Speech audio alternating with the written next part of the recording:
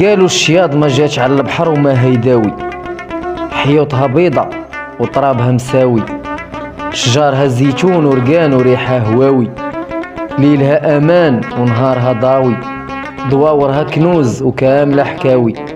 لباسها صوف بيضة كتلالي، زينها تاج وشانها عالي، الكرم والخير عادة في ناسها ما تسالي، كلامهم حكمة ونظام كله معاني، تاريخ وتراث ملحن ومكتوب في الأغاني. يا الزاير بلادي أجي تشوف، في الصويرة الجلابة والصوف، الرقعة شي ضمية شحال من عاشق ليها ملهوف، شي معروض وشي مرفوف، والراجل في الموسم ولا في السوق معروف،